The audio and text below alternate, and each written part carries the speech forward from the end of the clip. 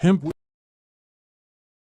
Wizard products are proudly used by former New England Patriots linebacker Brandon Spikes, Suicide Silence guitarist Mark Haleman, Canadian actor Jackson Rowe, Mr. Grimm and Noctis the drummers of Walking Corpse Syndrome, guitarist and vocalist Bub Heaston and bassist Ted Wilson of Black Sasquatch, guitarist and vocalist Adam Hines of Fester, Aaron Witzel, guitarist of Cropsy Maniac, Roy Boy, host of the Licking County Metalheads podcast, Crash Fistfight and Maxine Maxwell, host of the Musicians Hangout podcast, Jeff Towlinski, host of the Hard Rockin' Sports Show.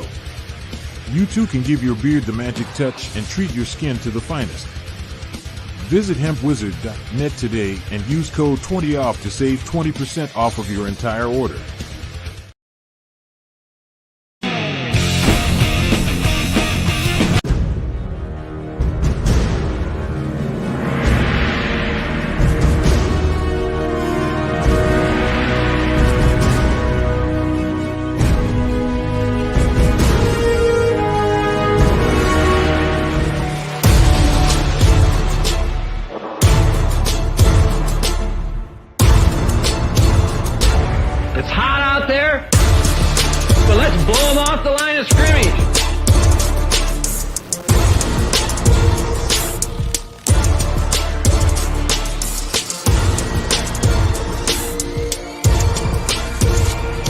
Thine is the kingdom, and the power, and the glory.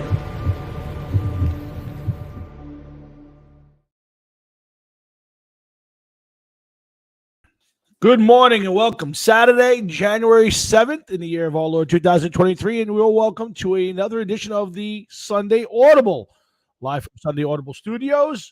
We thank you for joining us here right after your holidays have ended. And guys, I hope you had a great holiday. We've haven't been around for a little while. It's been a lot of craziness on the weekends. My work, Jeff's work, the holidays, just things getting in the way. But we're back.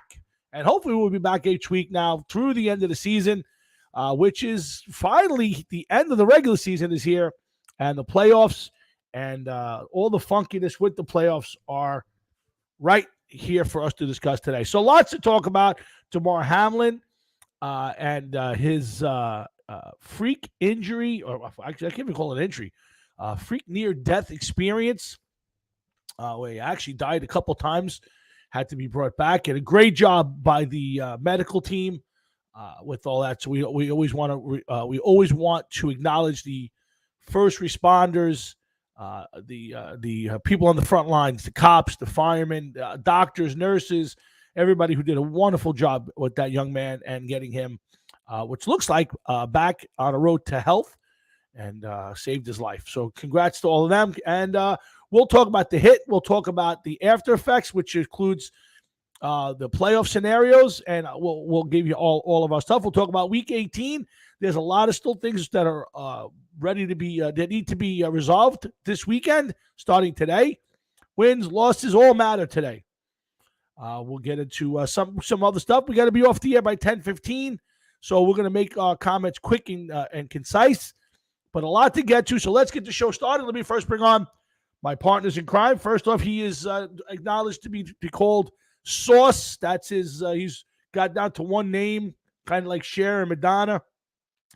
He is, of course, my partner for on the Hard Rockin' Sports Show, and my buddy for over 40 years, Mr. Jeff Towlinski. What's up, Hefe? None. I wanted to save this till John got on, but I can't. Why?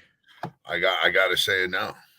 I was going to bring John on right on, but if you got to say it, the New York Giants are the most overrated team in the playoffs this year. The most overrated team in the playoffs this year. It is going to be a waste of anybody's dollars that go to see this team play in the playoffs. I'm done. I would put that vote on the Vikings, to be honest with you, but no. But that's okay. You could have your say. Overblown. Just remember one thing: there's only one team that plays in MetLife Stadium who has a game after tomorrow. That's all that matters. And that's all they got is one extra game. Could be two. Could be more. I don't know. They're not playing another game in that stadium this year. We know it. Stop. Let's bring on our other expert. Listen, have a Coke and a smile, and I'm 100% sure that your team sucks. All right. Well, that's fine. All I know is my GM and my coach are not on the hot seat after another down year, but we're going to hold a lot of the Jets Ashton stuff. Booger and the Rabbi. We'll get to Thursday night. When we get to Thursday, I got a lot to do on the Jets and the Giants. I want to bring up my man Dave Gettleman and how great a GM he actually was. But that's okay. That's not for today. How about bringing John on? He's waiting. He's got things. I'm going to bring John on right now, and who's Steelers, and he should be genuflecting at the altar of Mike Tomlin, who has done a masterful job this year. So, John, while he's dressed in his, I think it's Buffalo best, I guess, in honor of DeMar Hamlin and the Bills, and I think our pick for the season, we bring on the head honcho at RFO Records and our buddy from Pittsburgh, Mr. John Marhefka. What's up, Johnny boy?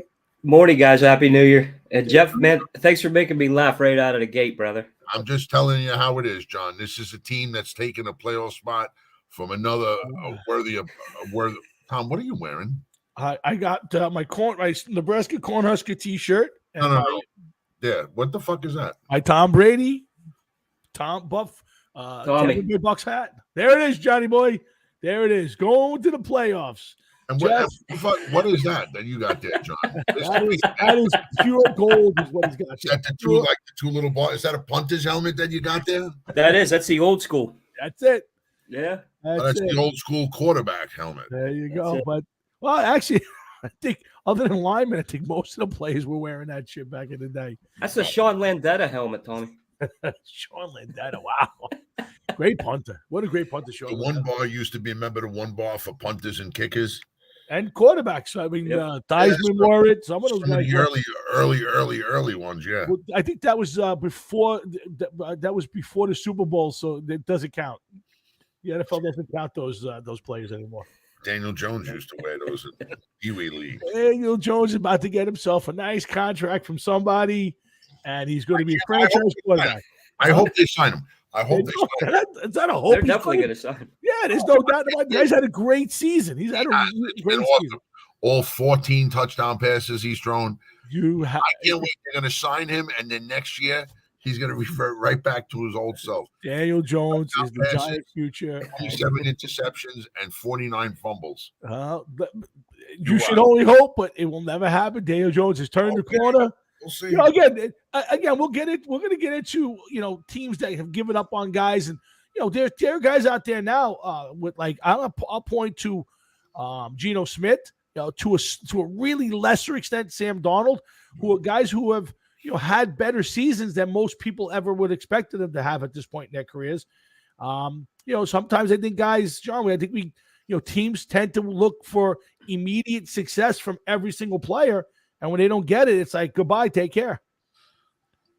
Well, yeah, it's crazy. We saw a lot of that this year, too. Yeah. Matt Ryan, bringing in a guy like that and, just the total collapse. And then the indecisiveness of that organization, too, to bring him in, put him on the bench, put a third stringer in and Ellinger, and then, go back. That was a disaster. Yeah, but Jeff, teams, it's they'd rather to retread than live with the young kid, and I think to a certain extent we'll do it quick, and guys, we're going to go through the topics quick because I have to clear out of here by 10:15. But Jeff, to a certain extent, maybe the Jets did a disservice to Zach Wilson, and again, I don't know if he's ever would have been the quarterback, but maybe a year or two for most quarterbacks, kind of a learning experience before they're thrust into the spotlight and having to be the guy, doesn't retard their growth? I don't think so. I think that some of these guys have it, some of them don't. That's all there is to it. Geno Smith, I think that he's lucky. I think that he had a lucky year. That's what I think. I don't think it was skill. I don't think this is the real Geno Smith. I think that Geno Smith captured lightning in a bottle. And that's why he's playing good this year. Sam Darnold sucks so much that if he begins to inch forward, just a little bit, people will be like, oh, this guy's making turn the corner. Oh, I think that everybody wants their quarterback. And as soon as a guy pokes his nose above the waterline a little bit. They're like, oh, that's it. He's broken through. He's on his way. And it's not the case. There's 32 starting quarterbacks in the NFL. One of them is going to be number 32. One of them is going to be number 1. They can't all be number 1 tied for first place as the best quarterback in the league. That's all there is to it. So the talent level goes down a little bit. Number 2 is not as good as number 1. Number 7 is not as good as number 5, and so on and so forth. And I think that's what the story is with some of the quarterbacks in the NFL today. But people get all excited because Geno Smith went out and had a good year. The guy was a second-round draft pick. This is what he should have been doing most of his career, right? Not backing up other people waiting to play. I agree. But again, was he thrust into the spotlight? And then at that point, when he didn't materialize right away, John, now you're cast as a maybe guy or a backup guy. And now you're stuck on the back end of the roster waiting for your chance. And now maybe you've lost 2 or 3 years, but in that time, you've gained some experience. I don't know if Geno Smith's the answer. We'll know better next year if he comes back. But, I think that sometimes it's better for these guys to not be thrust into a situation where they're forced to be the guy. How is quarterback the only position in the NFL where you could get drafted in the first round and high in the first round and then be told you're going to go sit on the bench for 2 or 3 years? Not even like, okay, half a season or whatever. You've been playing the game for how long? Yeah, but it's a different game. It's a different game, Jeff. It's a different game when you get to the pros. There's so much more to learn. There's so much more to learn. I don't agree with that. And the reason I tell you that I don't agree with that is because you're sitting on the sideline, you're watching, and you're learning. Yeah, of course. But there's nothing like getting on the field and playing, because no matter how long that they sit these guys on the field, you know what happens? They get on the field and they start playing, and they have growing pains. So I would rather get the guy out there as soon as possible, like in this instance of Zach Wilson. Let's see what you got. You didn't do it. You're not the right one. Next.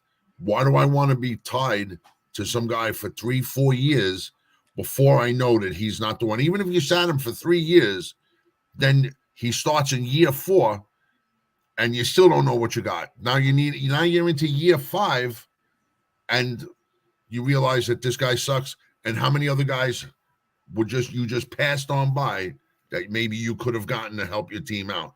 But no, you held on to this guy for 5 years, and then you find out that he sucks.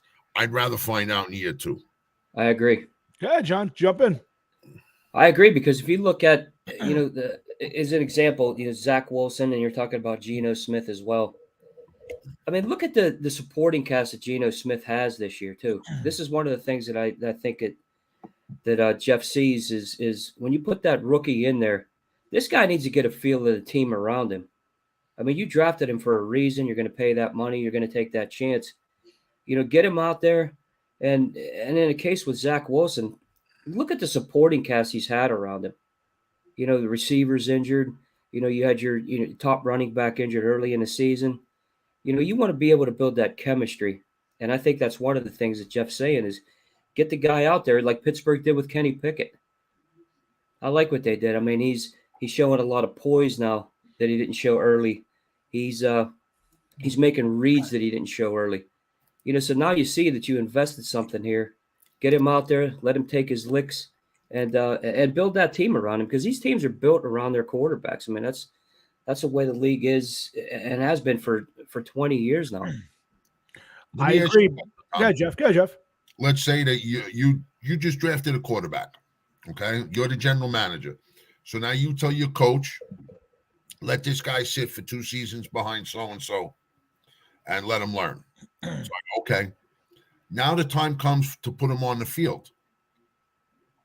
Do you think just because he learned behind anybody for 2 years that he's going to come out and be successful and light the league on fire?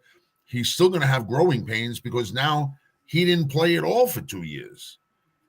You know what I'm saying? Well, again, First off, there's preseason games, there's practices, there's a lot of things involved where you learn the game a little bit more. I'm just saying is, when you grab a guy out of a college, especially out of a smaller college or not the name college where they don't play in like the Big Ten or the SEC, when you throw these guys on the field, it's a whole different game. Even the great ones. I mean, guys we think are going to be great, like Justin Herbert. It took a year or so before, you could see the wheels.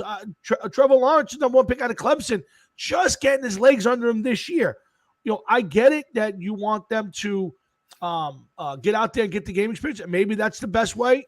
I'm not sure on the answer. All I'm saying is I think if a team drafts a kid and can let him just step back and observe, it's sometimes better, because sometimes you throw him out there and it has the reverse effect of what you're saying, Jeff, of getting out there and getting the bumps and bruises. Sometimes it retards the growth and almost ends it. And I think with a guy like Zach Wilson, I don't think he had a chance to make it in this league to begin with. And I said that before when he was drafted. But I think he had no chance having to be thrown on the field and having to play. And again, last year his receivers weren't great. This year, John, I agree with you, but not last year. And his offensive line has been very weak. He's got absolutely zero tight ends. So, this kid's had no help and thrown out there. To me, I think the Jets threw him out there a little too early. And even their coaches have said it this week. They thought he needed to sit on the bench last year and spend a year observing and learning. And, what it made a difference, Jeff? I don't know. They don't look fucking stupid. Come on. I don't know. All of a sudden, after 2 years, we might have thrown him out there too early. Yeah, well, I don't listen. You said it yourself just a few seconds ago. Okay, you drafted a quarterback from a small school. Okay, Zach Wilson played with guys in college that were 5'11", 180 pounds, and ran the 40 in like 6.4.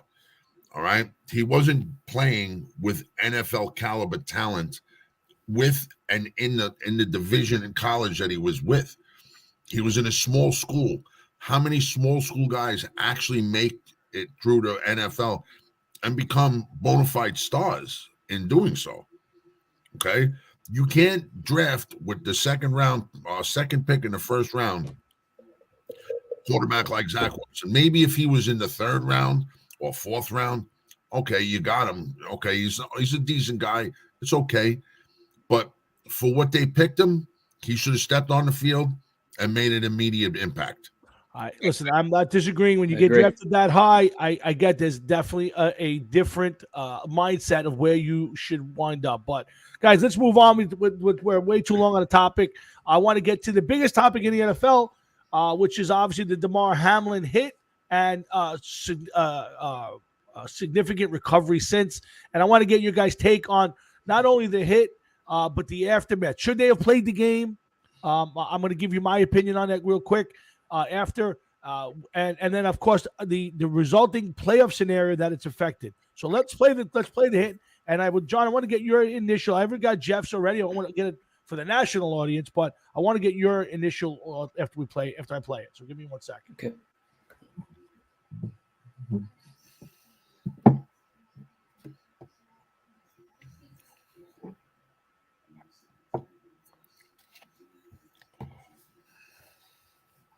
So, guys, I'll stop it right there. John, this is a hit that I've seen a million times in the NFL. This isn't two guys hitting head-to-head.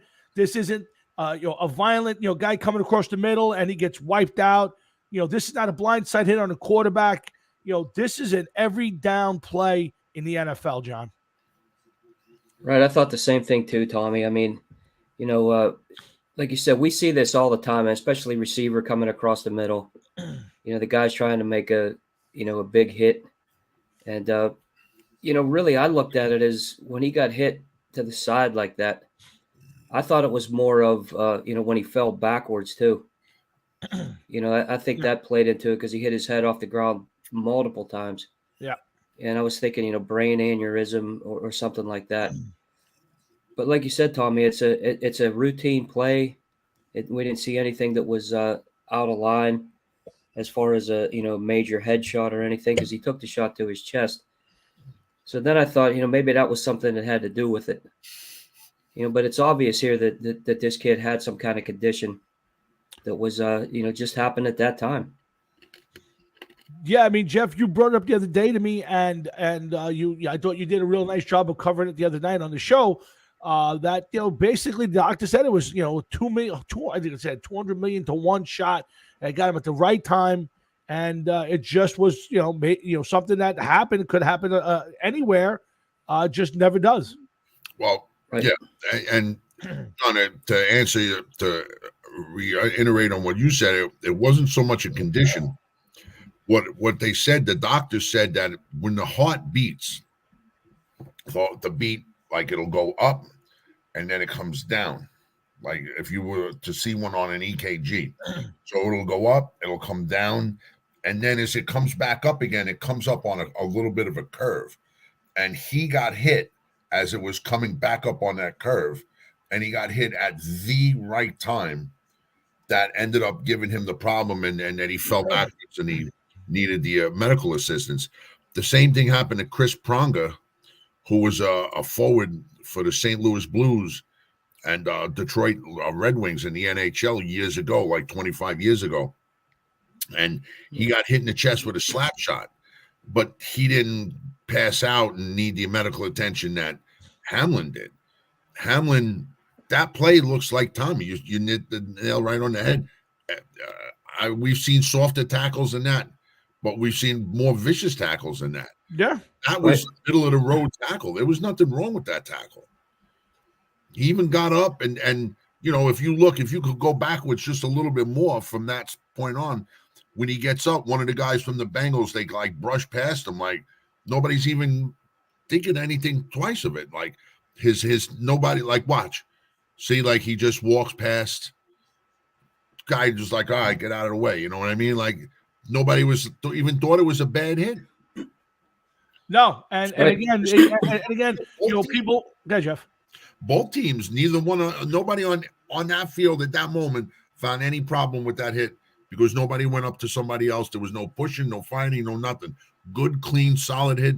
And I don't even think it was that solid of a hit. Well, to be honest with you, I don't think the hit was really much by DeMar Hamlin. I think the hit was really by T. Higgins. I mean, Higgins just lowered his shoulder and hit him, and they both fell down. So either one of you heard anything from T. Higgins? Well, supposedly T. Higgins was at the hospital for days, basically taking responsibility, and people kept telling him, dude, you didn't do anything wrong.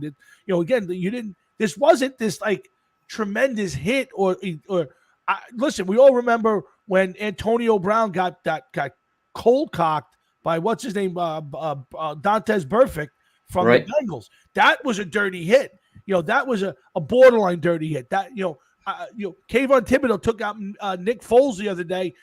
A big strong hit. Today's day, that's probably a penalty that wasn't called because he landed on him. Right. If those are hits, you go, you can do some serious damage. That is an everyday play where a wide receiver who wasn't even running full speed just happened to turn his shoulder into a guy as the guy was trying to make a tackle. So to me, the actual play itself is a mundane, just football play that we see 50 times each week, each game. Sorry. So here's the aftermath. So now we all agree there was nothing dirty. There was nothing excessive. It was just strictly a play that can happen and happen in any sport, really, because Jeff brought up hockey. I saw a thing today, 183 FIFA players have had kind of the same situation where they've collapsed during the games. I saw a whole bunch of stuff today. The aftermath is the question. Now, I don't think anybody here is going to say that this game should have continued. I don't. The game should obviously be postponed. But I'll have to say this, and I'm not trying to be I'm not trying to desensitize the situation. The kid's life is in danger at this moment. Close the game. Everybody go home. Let's hope. But I got to be honest with you. Regardless, this game should have been played the next day. Now, I quoted this the other day, and you guys can tell me I'm wrong. But if a cop gets shot today and killed in front of the people that they don't shut the precinct down. If a fireman falls through a building, gets killed, they don't shut the firehouse down.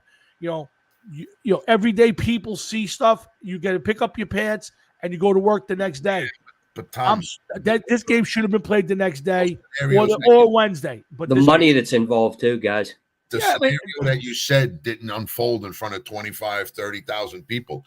This guy had a shocking injury in front of a crowd in a crowded stadium. While nobody's demise is above or below anybody else's, and as it happens. I understand what you're saying about the police, but these guys, Josh Allen sat on the sideline with his jaw was resting on the fucking ground. There's no way this guy was playing football the next day. I'm sorry. I understand you. I understand it. Football game. I understand it. I do. But you're now making this Josh Allen. Let me ask you. So we're saying that Josh Allen being upset over his friend or his teammate going through that, and I understand it.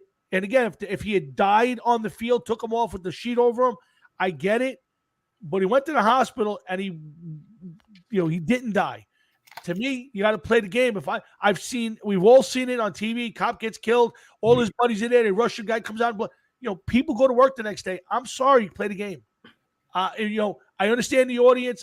Don't televise it. Two teams playing up in wherever they were playing in Cincinnati or Buffalo. I guess in Buffalo. Play the game. Nobody in the stands. No TV. Get the game over. But I'm sorry. Just don't agree. They would talk. Bart Scott was saying, shut the season down. Yeah, I mean, are we kidding ourselves here? That's crazy. That's retarded. I'm sorry. So again, I get it that there's different opinions on what I said. I know you said it the other day, but you said there was like a rumor or something. But where did you hear that who wanted to shut the season? Well, there was Bart Scott. Well, there was a couple of people. Bart Scott, you said, right? There was a couple of players, and Bart Scott was probably the most prominent player. Yeah, that's just fucking retardation to say that.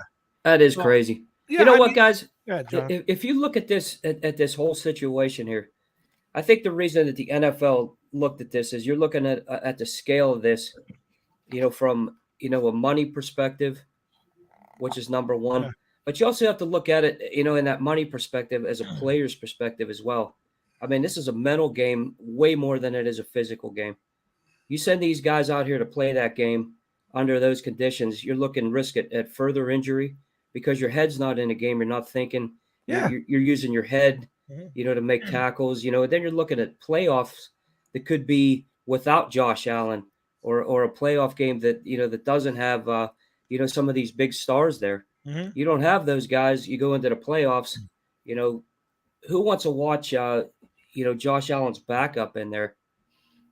Yeah, but starting a playoff game. I mean, it's just that's the way the NFL looked at it, and all comes down to the money and the scale. Understandable. You bring up about the money. Notice the NFL didn't give back the money for the game, so there's people there that paid several $100s for some of those seats, maybe even more for some of the luxury boxes, and they watched 7 minutes worth of football. Yeah, that's one thing. Guys, just to finish this on my end, we watched Dennis Byrd get paralyzed. Ryan Shazier get paralyzed in a game. We finished the game and never, ever, ever deviated from the season because of it. I'm not minimizing what happened to Damar Hamlin, but we watched a man on the field be paralyzed, couldn't move, and today there was not a 5-minute lull in the game other than getting him off the field. So while I understand near death, I got it. He was at hospital. He was everything was good to go, and we're still playing around with the fact that we should have played, shouldn't have played. Again, why is that? Are we going to take serious injuries and say from this point on, if there's a serious injury on the field, we call it a day? I mean, guys, I'm not minimizing this, and I'm so happy the kid has done well, but this game should have been played within a couple of days. I think you got to take into consideration what it was. If some guy breaks a leg or something, or blows a knee out, or, God forbid, gets paralyzed, okay, in worst case scenario, that's one thing, okay? But this guy, nobody knew what happened, and they were performing CPR on him in front of a loaded stadium. This wasn't somebody that they like, okay, get him out of here. And then recall Grams. I remember I watched this game. I remember this game, and they did CPR on Reggie Brown for 11 minutes. Got him back, get him stable, and they got him off the field, and they finished the game. So are we more desensitized today? Are we more, I would say it's the pussification of the generations. I get what happened, and I'm okay with the fact that they postponed the game. You didn't know if the kid was going to die between there and the hospital. I'm okay, but once he's stable in the hospital, go play the football game. I'm sorry, suck it up, Buttercup. Go play the football game. That's what you get paid to do. That's or then, like I said the other night, Jeff. Then you guys don't want to play. it's a tie game. Move on. That's how it's recorded. You can't. I don't think that the NFL did the right thing with the game, to be honest with you, and I don't think they came up with the right scenario because most of the scenarios I agree with that. With the AFC Championship game happening in a neutral site. Yeah, which I think sucks. I does agree it happen in a neutral site? I agree with you 100%. They should have just went by winning percentage and called it a day. But to be honest with you, if you're gonna cancel that game out, it's got to go in the record as a tie, and then whatever that does to the winning percentages, that's fine. But to me, you can't have that game laying out there in obscurity and then do what they did. Just what you said, Jeff. You can't now say, okay, here we got 3 different scenarios, and basically the AFC Championship game is going to be played in some other city. Who's Kansas City playing? Kansas City plays the Raiders today. Yeah. The Raiders? Yeah, so really what you got to hope for today is that the Chiefs lose. Tomorrow the Bills win, and it basically and the Bengals lose to the Ravens, and it kind of throws everything out the window. Then it's back to normal, and Bills are number 1 seed. But if that doesn't happen, you get too many different. You wind up the neutral site, Jeff, like you said. Yeah, no, I don't think that's right, man. I agree, John. What's your thought on the end of this? I thought it was a mess, Tommy. I really thought that really, like you said, they should have zeroed this game out. Yeah. Because now you look at it as Baltimore, is had a chance to win the division. Yeah.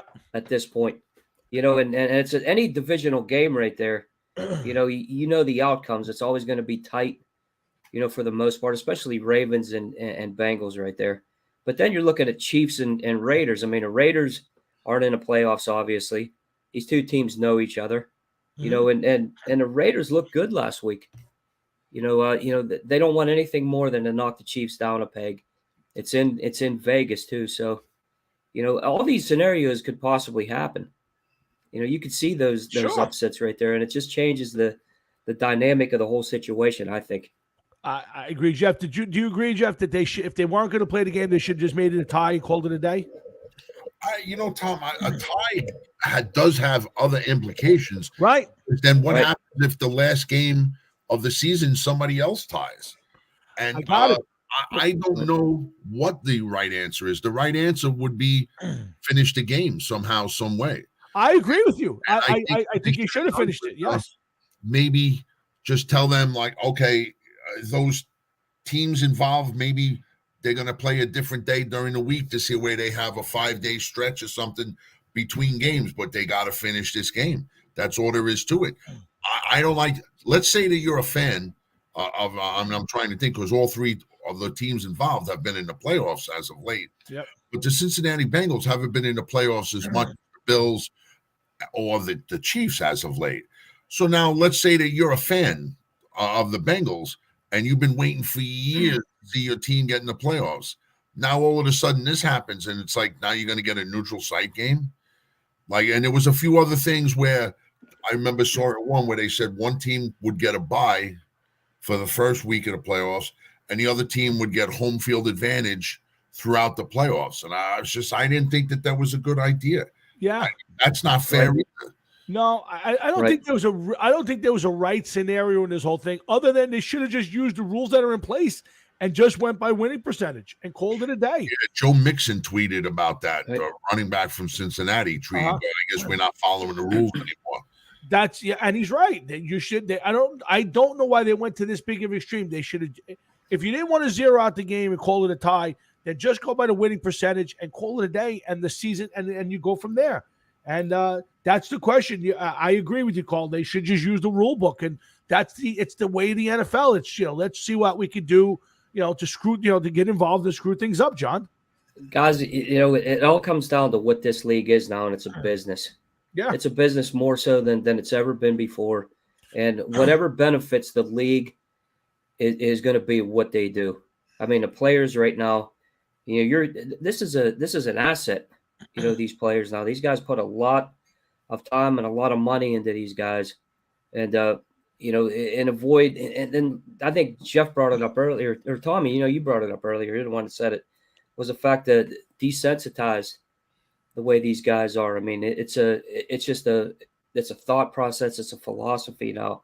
Yeah. And that's the way they come in like that, and risk an injury and anything that would come into that, especially after what happened on that field. That's what the NFL looked at. It's certain players are fall into that category, I believe, because let's say that this was a quarterback that God forbid this happened to, right? You don't want to see anybody get hurt. But let's say it was a quarterback. Do you think that this decision would have been made, I think, way faster than if it was a wide receiver? And then let's say it was an offensive lineman that something happened and he went down. They might have just rolled this poor guy off the field and kept going.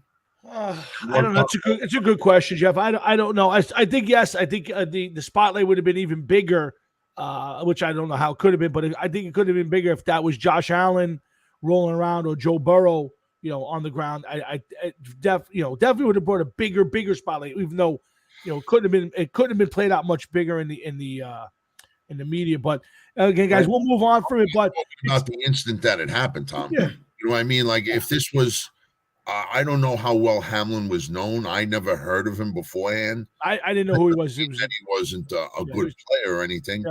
Yeah. Just saying, like if it was a star player or a player with star quality, somebody that was a moneymaker, like things would have been handled differently and done differently.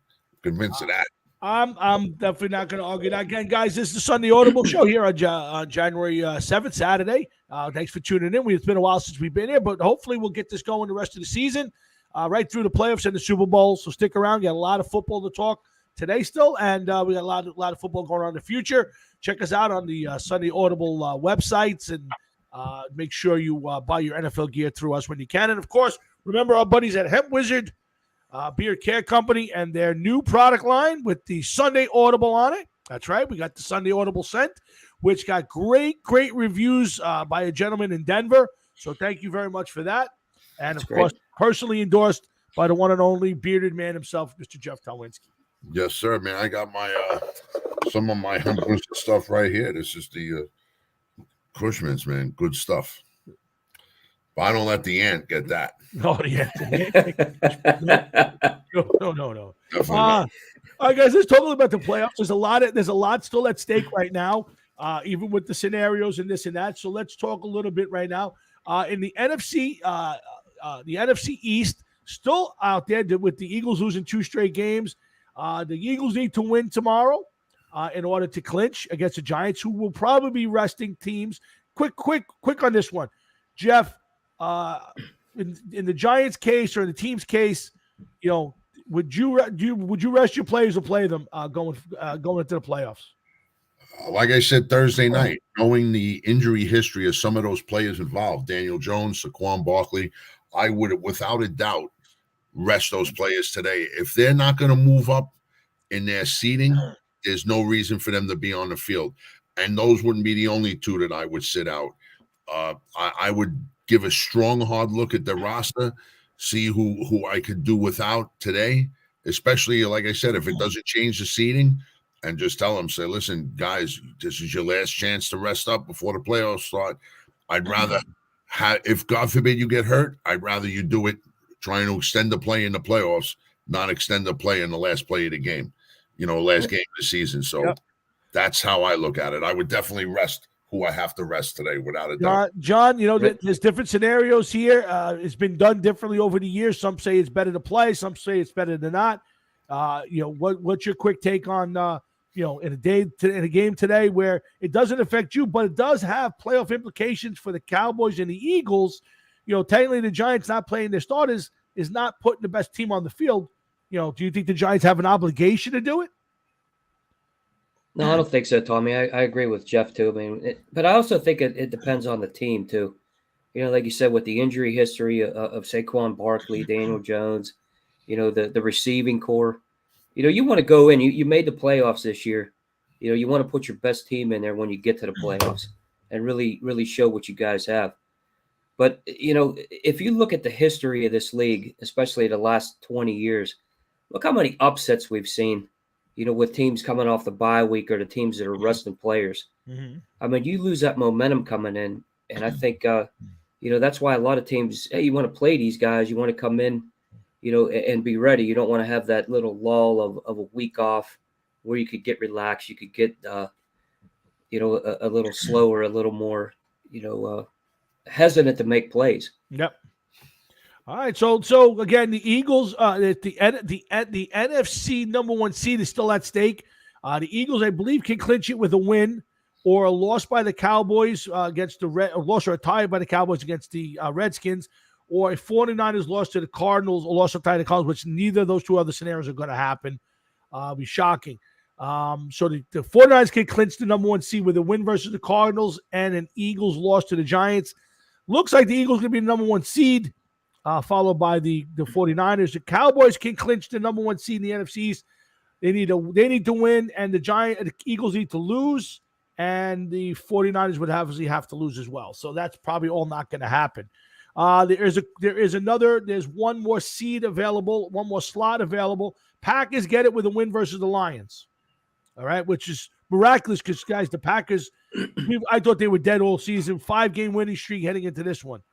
The Lions can clinch with a win versus the Packers and a Seahawks loss versus the Rams, or they tie the Packers and the Seahawks get a loss versus the Rams. There's a whole bunch of scenarios, and the Seahawks can get to clinch by beating the Rams, and the Packers lose or tie the Lions. So a lot of scenarios for the NFC. Let me start with you, Jeff. Anything surprise you this last week of the season? I mean, the Packers and Seahawks and Lions are all fighting for one more spot. Yeah, listen, you think a team like the Packers that seemed to be out of it in the first half of the season, we're now talking about how they can clinch the playoffs and get into the playoffs.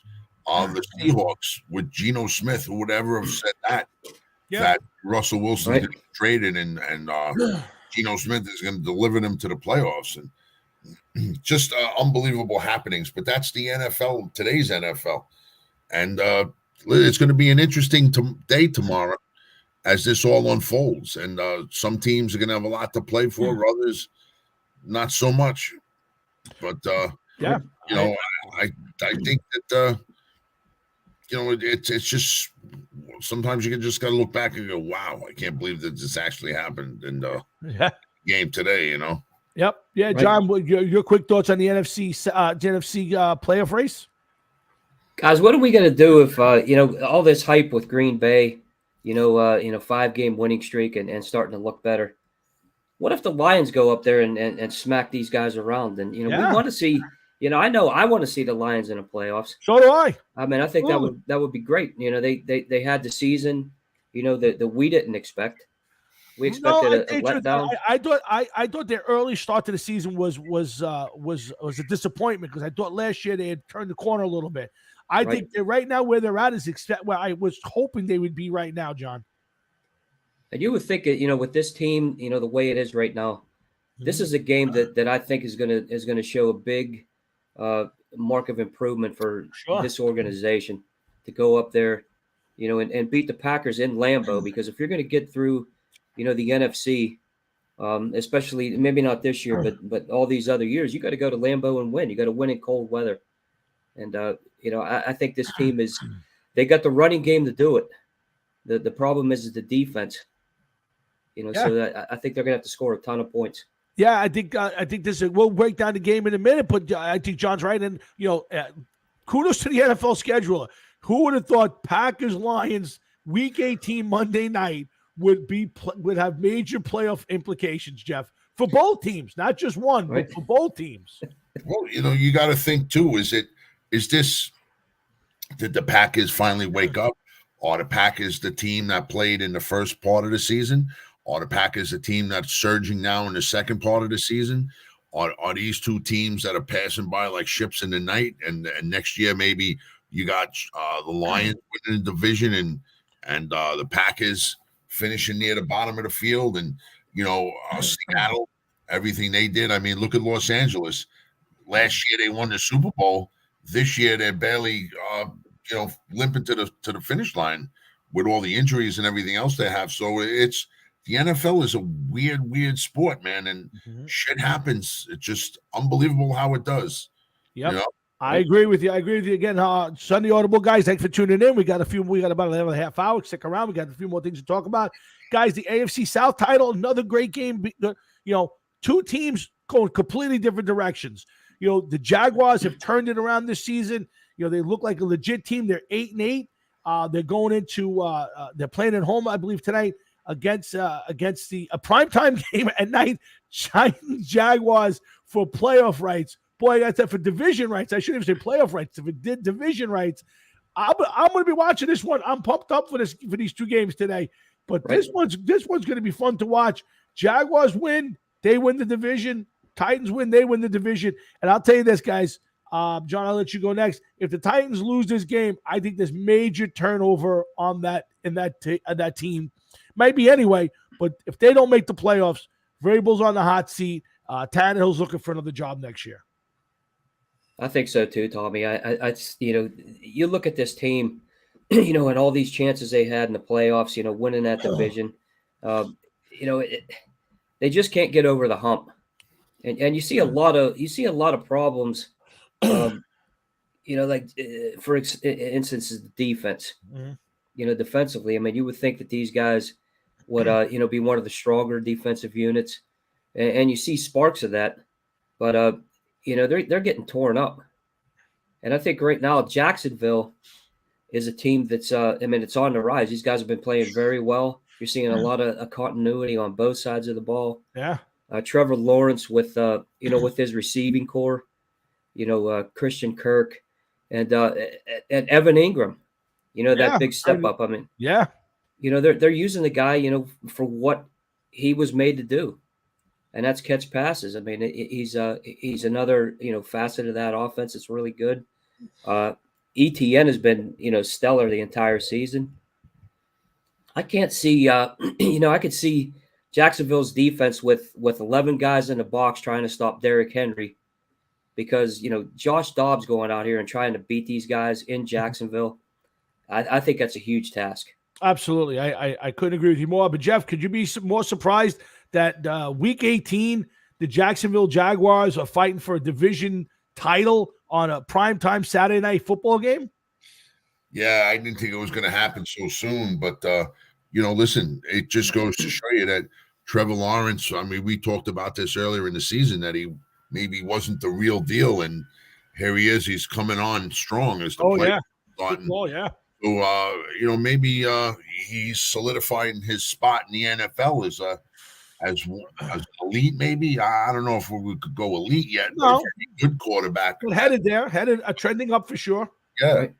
It's always nice to see somebody different get up there. And, listen, what brings us back to the conversations we had a few years ago with who's the next set of elite quarterbacks. Well, they're here. They're in the NFL now. Yeah. It's a matter of are they good or not? And, Trevor Lawrence, he was a great quarterback in college, so it's nice to see him coming on a bit in the pros. But yeah, who would have thought the last meaningful game that Jacksonville played was the AFC Championship game against the Patriots?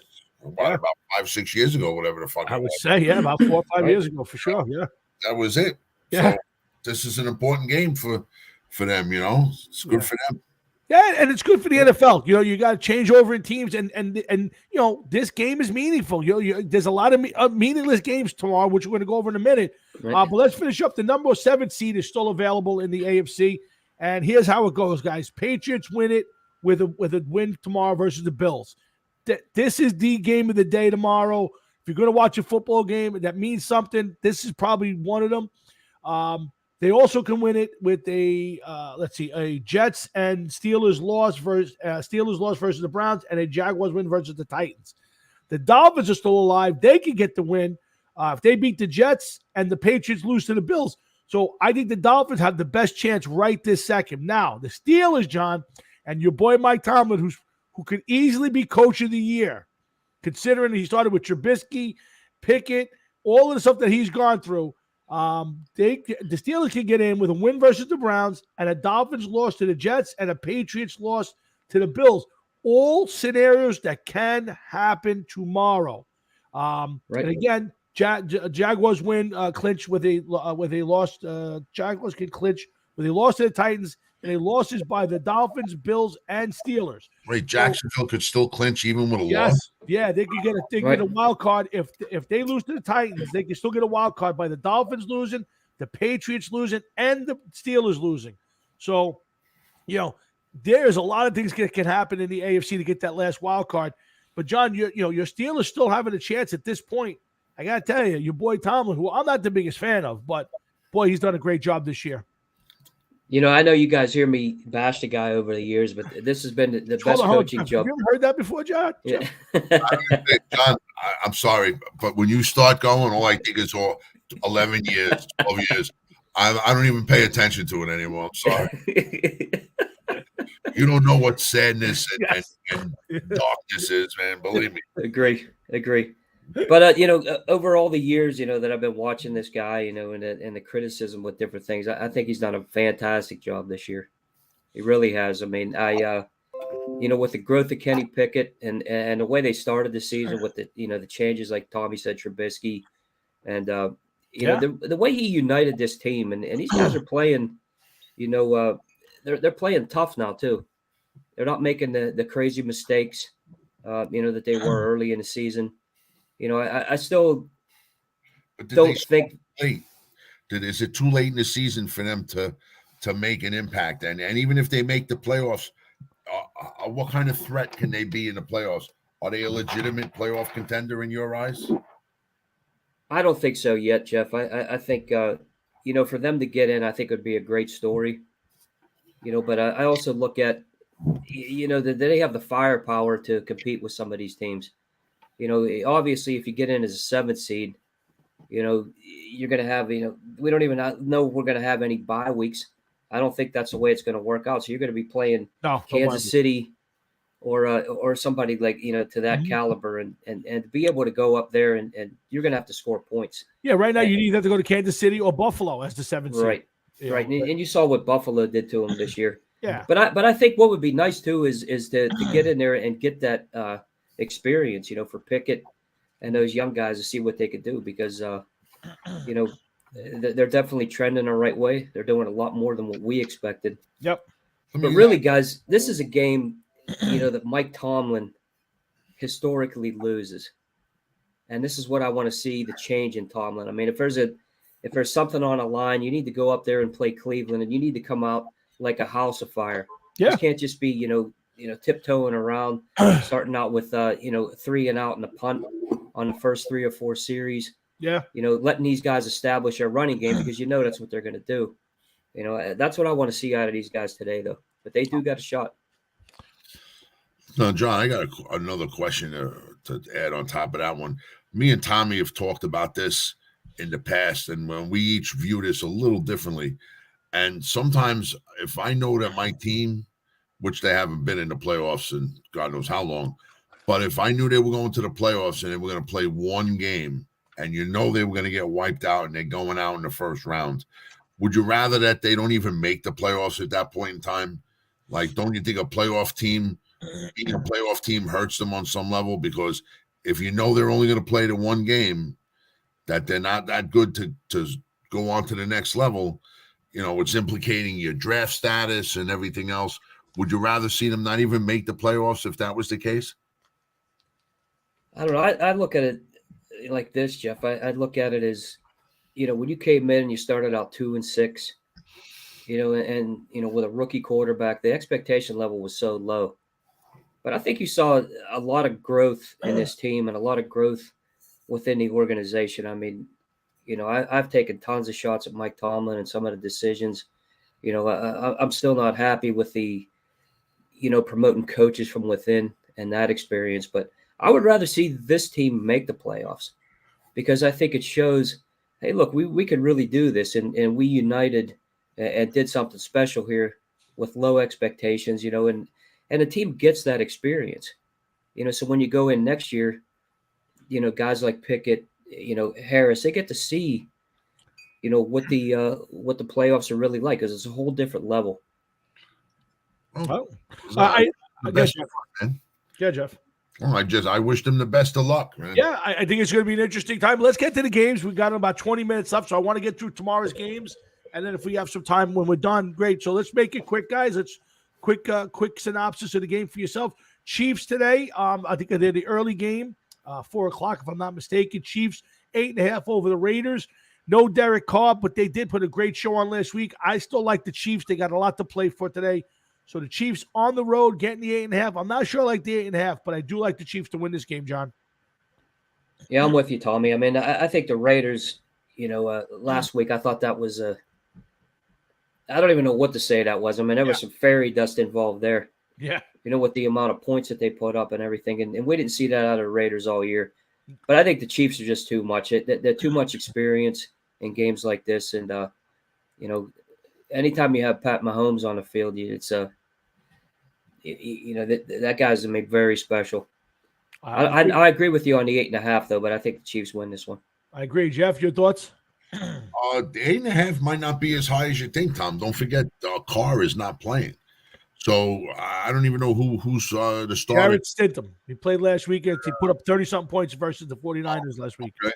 Well, so we got to see what happens against the Chiefs this week. But the Chiefs who knows? Maybe they rest Mahomes after a half or a quarter. You know what I mean? Depending on what's going on with the game. Maybe they don't want to take a chance of him getting injured. So, but I think it's going to be the Chiefs. I'm with you guys. Jacksonville against the night game tonight. In primetime spotlight, standalone. Jaguars, Titans. I like the Jaguars. I think they're playing great football, and I think the Titans are going the opposite direction. So I'm taking the Jaguars and the points tonight, 6.5 in this Week 18 game. John? I'm with you, Tommy. I think Jacksonville, has a ton of play to play for. They're at home. Unless Derrick Henry comes in and runs for 500 yards, I can't see the Titans. I think they might be competitive in the first half, but I think Jacksonville runs away with this at the end. Jeff? I like to see Jacksonville pull it out, somebody different, get a different team. I'm not a big fan of Tennessee, and a lot I don't like about Tennessee, to be honest with you. I don't like Tannehill. Okay. So I'd rather not. I'd rather see Jacksonville get in there. I'm with you guys. Tomorrow, starting the game off tomorrow. You got the. I think they moved this game to 4:25. I'm not sure, but Eagles 14 points over the Giants. Giants seem to be resting Daniel Jones, Saquon Barkley, Andrew Thomas. Dory Jackson's not going to come back this week. They're going to hold them back for the playoffs. I think the Giants with Tyrod Taylor will give it an effort, but the Eagles are going to win this game. The points, I think the Eagles are going to get a 10-point winners in this one, but the Eagles clinched the overall NFC and an NFC East title with a win over the Giants tomorrow. Jeff? Yeah, I could go with that. Johnny boy? Yeah, I agree with you, Tommy. Yeah, it's not much to this one. A game with a lot of playoff implications. The Dolphins 3.5 over the Jets in Miami. The Jets starting the walking totem pole Joe Flacco tomorrow since Mike White can't play. The Dolphins, who are in a flux, they're going to look for a quarterback next year, I believe. But they're desperate for win. Miami will win this game, but the Jets defense will keep it close enough. I'm taking the Dolphins in the 3.5 in this one, John. Yeah, it's a tough one. I mean, we saw Miami come out like a house of fire in the beginning of the season, and then with all the injuries and everything, I don't think we even know, what this team's really about now. Nope. So I think I agree with you. I think the Jets defense is going to keep it tight. Yep. I'm going to take the Dolphins, knocking the Steelers out of the playoffs, unfortunately. But I don't know how Miami loses this with Joe Flacco. I certainly agree. I'd love to see it, though, guys. Absolutely. Listen, and listen, it would not shock me. The Jets could come out here and really put a beating on these guys. I think Tua's been terrible, and everything goes with it. So, Jeff, what's your thoughts? Jets and in Miami for final game of the season. These teams always play one another hard during the season, and they usually split. But I think that the Jets are going to take this one. They're going to be playing for a little bit of pride, but you also got Flacco as a quarterback, and it was amazing. Mike White was able to play last week, but this week he can't play. Yeah. Which kind of leads me to believe that, I think they're telling us that he's not in the plans for next. I would agree with that. I would definitely think that's a sign for the future, Jeff. You're 100% right. But I'm going to go with the Jets on this one. I think they're going to do everything they can to play this one tight and get a win. All right. The game that had very little implications on anything, but the Vikings on the road playing the Bears. I think the Vikings are the most overrated 12 and something team in the league. They're definitely but they need to win this game to have a chance to get the 2 seed. And I'm gonna take the Vikings to win this one. I think they will on the road, even though Cousins is not a great on the road guy outdoors. I'll take the Vikings in the 6 over the Bears, who don't even have Justin Fields today, John. Last week Green Bay destroyed the Vikings. I mean, in every facet of that game, they had no chance. Jefferson got totally shut down. I think if the Vikings don't go up to Chicago and put 40 points on the board, you need to come into the playoffs with a victory like that, with a stamp. Yep, 100%. Little confidence boost. Right. I'm going to take Minnesota here. I'm with you on it. Yeah, Jeff, what do you got? Minnesota on the road against the Bears, 6 points. Well, listen, I know that Justin Fields isn't playing; he's out. Yep. But I think he was going to be a few yards short of setting the a new record. Yes. For quarterbacks for rushing. So, which leads me to believe, and I don't, unless you saw something when I read it, they didn't say that he was going to be out yet. I thought I saw he was out. Yesterday, I saw yesterday he was out. So if they're gonna bring him in for whatever to maybe, I do not believe he's playing at all in this game. But when did Justin Fields all of a sudden become the greatest player in the NFL? And they're saying how much has changed. He's gotten better. This that he's gotten better running the football. Nobody talks about him throwing the football. They only talk about him running the football. Justin Fields is a single wing quarterback. Do what you want to do. He run the ball all day. He's not even as good as Lamar Jackson, but that's neither here nor there. Remind me of Lamar Jackson, but I see there's no reason, no way that the Bears win at all whatsoever. I'm with you on that one. One of the bigger games tomorrow. There's a few of them. Bills at home versus the Pats. Motivated, for many reasons. DeMar Hamlin, playoff seeding. Buffalo wins this game, and I won't be shocked if this is a blowout. I think the Pats are a little overrated to begin with. Offensively, not that great. Defensively, okay. Bills win this, and I'll be shocked if this is not a three score game, Jeff. I hear you. I'm pretty sure that the Bills are going to be pretty psyched to play and pretty motivated. Yep. Probably through the rest of the season. I agree, but this one specifically, yeah, I agree. They could their wave could just be starting. Yep, agreed. So you're taking the Bills then, Jeff? You taking the Bills? Okay. I thought you said John. Yeah, definitely. Yeah, without a doubt. Okay, John, your thought? Yeah, this is a blowout, Tommy. I think Josh Allen's going to be sitting on the bench in the third quarter. It's against a Patriots team too that they're going to want to stick it to, especially after this. Yep. This is their shot for the playoffs right here. I mean, this was a major shot in the arm. I thought this team, they were kind of lethargic through part of this season. Yeah. It's some of the things that we didn't expect, but I think this unites them. I think this takes them to the Super Bowl. I mean, that's just my opinion right now. But they blow the Pats out. I could see that. Absolutely. Again, another game with big playoff implications. The Bengals at home, favored by 9 over the Ravens. I think the Bengals are, again, another team pumped up to play this game. They want to put a stamp on that they should be the number 1 seed, or that they could have been the number 1 seed. Bengals go out, and this is a 2-touchdown game, in my opinion. I'd be shocked if the Ravens are in this in the third quarter. Bengals beat the Ravens at home by well over 9 points, Jeff. Yeah, I got a tendency to agree with you. I think that the Bengals, they need to, they got last year's bad taste in their mouth.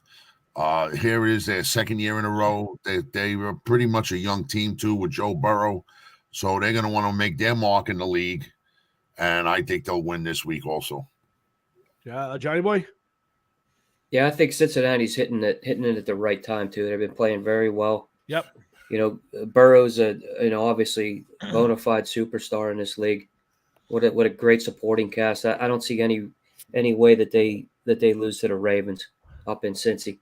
I'm with you 100%. If this game was an NFL draft pick, it would be Mr. Irrelevant. The Colts at home, 2.5 points over the Texans. Don't even to me, who cares? Jeff Saturday coaching his last game ever. I'll take the Texans to win this game. I think the Colts are a mess. John, I think so too. I think you saw some spark out of the Texans this year. Yeah, they could have laid down and done nothing, and Indy is just a disaster. And if anybody's watching this game, I mean, God bless you. You got to be taking something. Jeff Saturday's mom is the only one watching this football game. Maybe not even her. Not even her. So I'll take the Texans. There you go, Jeff. Where you going with this one? This is a rough game, man. Yeah. What do you think about that for a second? These are two of the worst teams in the NFL, and they're playing against one another in a game that means absolutely nothing. Yes. Not even draft status, I think, this game won't change anything no matter who wins. There's nothing at stake. I can't remember the last time that we've seen a football game that had nothing at stake on any level. By two worst teams together. As much as this game. I heard that there was a talk about playing this game on the old electric football field, where you put the guys out there.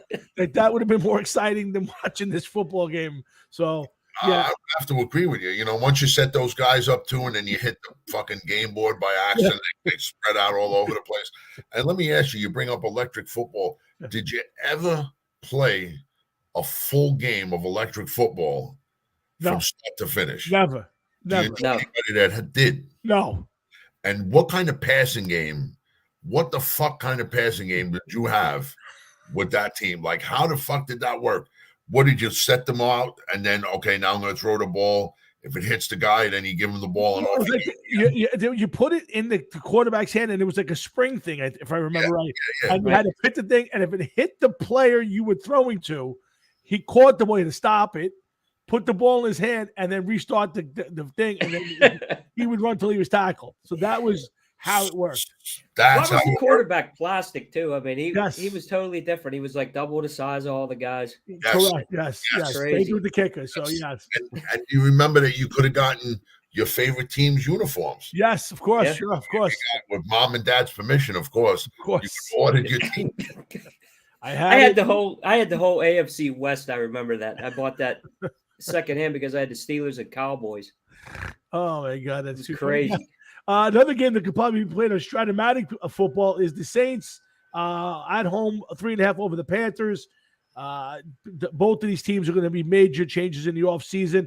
I'll take the Panthers in this one. I think I like the Panthers, led by the resurgent Sam Darnold, Jeff, in this one. Stop. That's all I'm going to say with that. Stop. He's not resurgent. Why? Because he didn't throw a fucking interception. Saying he's resurgent. That's all. I didn't say another former Jet quarterback doing better than their current Jet quarterback. Please. Anyway, all right. I'm assuming you're taking the Saints in this one. Me? Yes. Yeah, only because you're forcing me to take a team. Okay, John. Quick on this one, John. I'm gonna call tie on this, guys. That's the first official game that's been cast as a tie. I have such little interest in this game. I'm calling it a tie. Yeah, I'll take the Saints though. All right, let's move on. It's a game that does mean something. The Steelers are 2.5 point favorites at home against the Browns.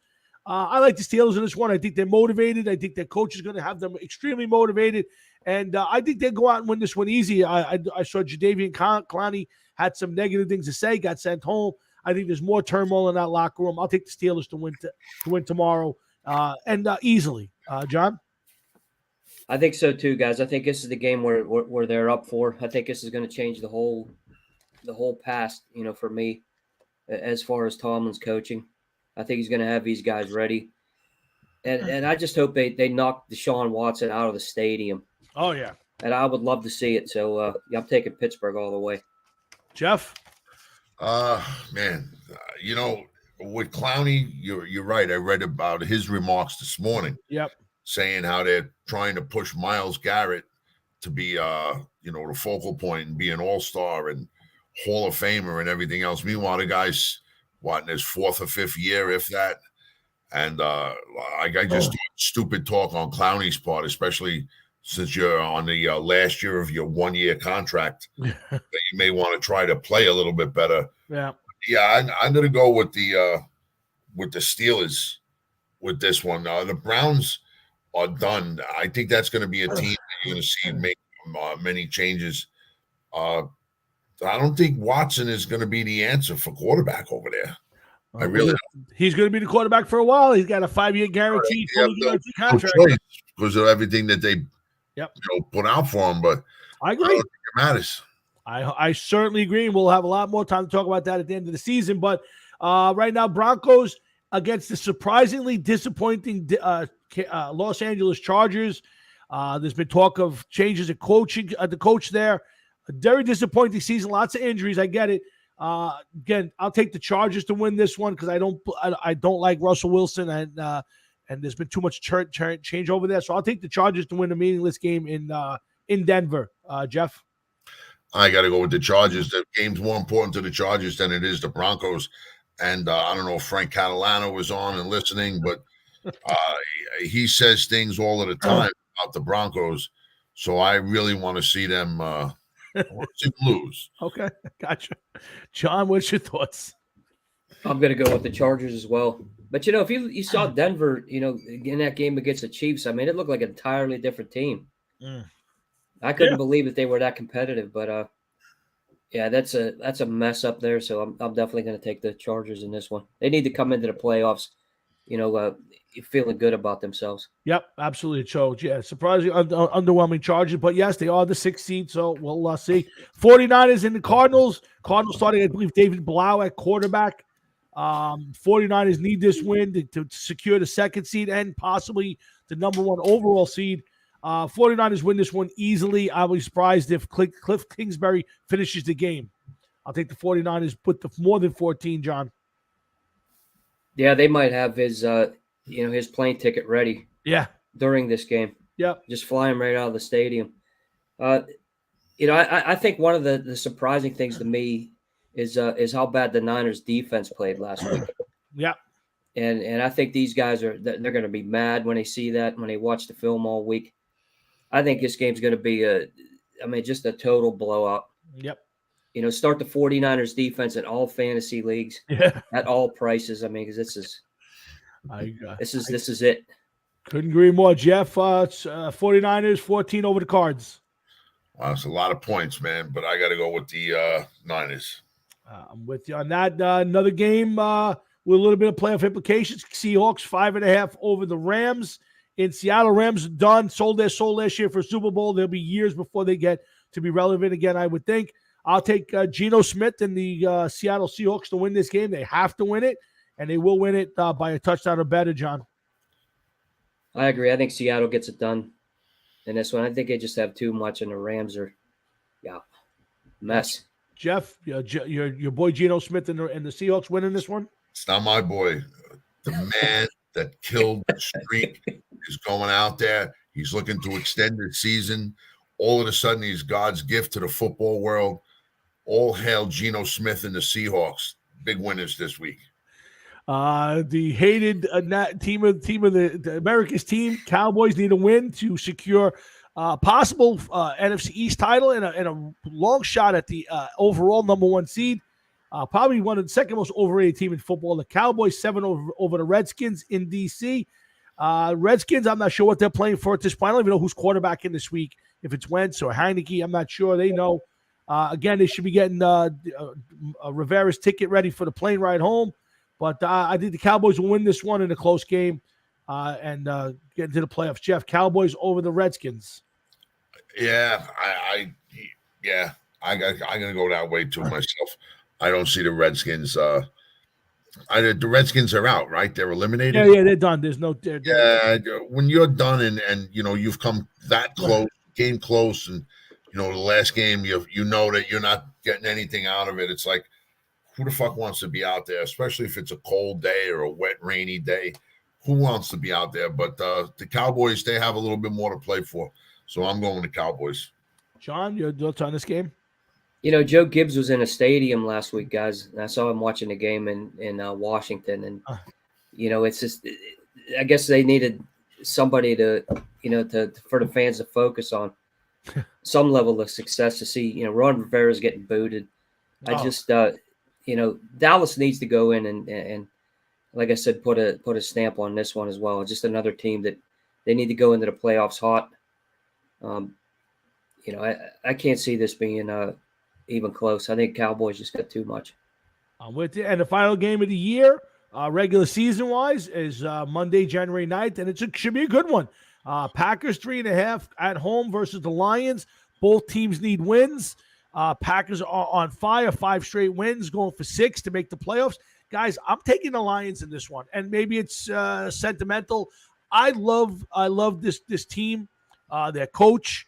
They're far from perfect, but I think they're heavily motivated, and I think the Packers are extremely overrated. But I'm for sentimental reasons. I hope somebody bites somebody in the knee. Jeff, I'm taking the Lions to beat the Packers on Monday night and national TV. I like the Lions, man. I always did. I liked the Lions for years. I watched them play on Thanksgiving, just like you guys, and I got caught up in it, and I like the Lions. But I dislike Aaron Rodgers, and I like the Packers too. Yep. But there's just something about Aaron Rodgers. I hope that they lose. I hope he never sees the playoffs again unless he's buying a ticket. Okay. John, you got the last word. Go ahead. This is a tough game. I think I really think this is going to be the game of the week. Divisional rivals. I mean, this is a game that the Lions, if they're going to take a next step, this is the next step right here. You knock these guys out of the playoffs in Lambeau. I think there's going to be a ton of points here. And I think it's always like every game comes down to turnovers. Detroit's defense is rough, but I'm going to take the Lions too, guys. I think this is going to be the upset. Yep, I agree. I think they're going to come in ready to roll. This might be the last one. So that's our take for this week 18 of the NFL season. We really do appreciate everybody sticking around with us all year. Unfortunately, I got to run, but I want to say thank you to my two co-hosts, Mr. John Myhefka and Jeff Tomwinski, and I'll give them a chance to say something. But it should be good football, guys. It's week 18. There's a lot of games that mean something. There's some really good football games today, 2 good ones. Tomorrow, there's a few good ones, and then Monday night. So, and then, of course, we have the championship game of the of college Monday night, TCU versus Georgia. Should be a great game as well. So, Jeff, I'll give you final word. Anything you want to add to today's show?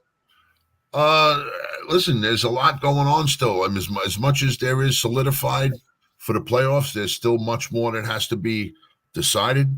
It was a good season, a fun season, and looks like we're going to have a decent playoff run. So let's hope that the right teams get in there and we all get to see some good classic games, as we shall call them, refer to them from here on in. John, your last words? I agree with Jeff. I think it was a great season. I think, I want to thank everybody for listening in to us and following us. I think, guys, I'll go out on a limb. I'm going to say there's going to be a very surprising team in the Super Bowl this year. Wow. Okay. I'm only going to say that right there because, it's there's a few teams that are getting hot right now that are a little, lower caliber, flying under the radar, but I think that's what you're going to see. Well, next time we'll get together, you guys, will be Super Wild Card Weekend next Saturday. Jeff, John, and myself will be back. We'll break down the whole wild card, and we'll start to put the stamp on the season. What were the big stories out of the season? All of that good stuff. We'll break that down as the year winds down to the Super Bowl. But we really do appreciate everybody coming around this Saturday and spending some time with us. We hope we brightened your football weekend. I hope you enjoy it. Great games to watch. So for John Myhefka, Jeff Tomwinski, and myself, I say thanks for tuning in. Thanks for listening. We'll see you next Saturday morning, 9 a.m. with the Sunday Audible. So John, Jeff, you guys enjoy your football. I'm sure we'll be talking on the threads. Enjoy today's games, tomorrow's games, and we'll get off the air, guys. All right, man. Be good, guys. All right, guys. Have a good one. Have a good weekend, guys. You too.